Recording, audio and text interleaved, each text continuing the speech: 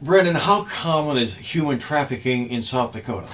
Let me put this in context, Jerry. This is an amazing statistic.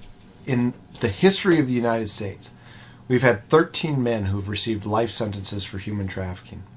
3 of those men have come from Sioux Falls in the last 4 years.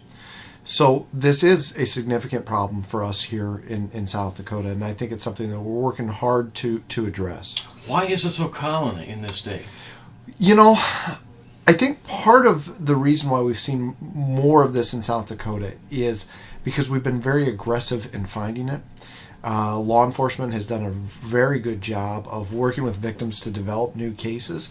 And the fact of the matter is, I think in some states, human trafficking is not a priority. It's not something that law enforcement is really focused on like they are here in South Dakota. Who is being hurt by human trafficking? Well, you know, I think it has an impact on everyone in our community. And what we've seen with our victims, we're talking girls here as young as 13, 14 years old, Jerry. And they're the primary victims. But really, you know, for our entire community, I think the fact that this goes on is something that adversely affects everyone in our community. How do we put an end to it in South Dakota? Right. Well, you know, from the law enforcement perspective, we prosecute these guys and we try to put them away for the rest of their life. And we go after not only the supply side of human trafficking, but also the demand side. So we're also going after the Johns.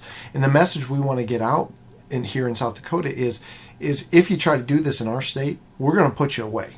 We're going to find you and we're going to put you away potentially for the rest of your life. So whether you're a John or whether you're a pimp, this is not something you want to engage in here in South Dakota. And the victims have helped you actually prosecute some of these cases. Amazingly. You know, Jerry, one of the stories that, you know, it really has been so powerful to me is a story of a 14-year-old girl who was being sold for sex over the internet.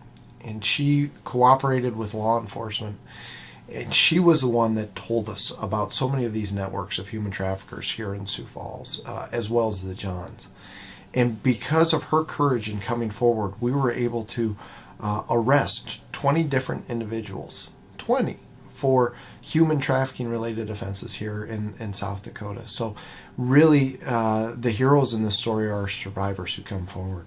If we know there is human trafficking taking place, what should we do as citizens? The first call needs to be to the Sioux Falls Police Department, and they have done such great work on these cases.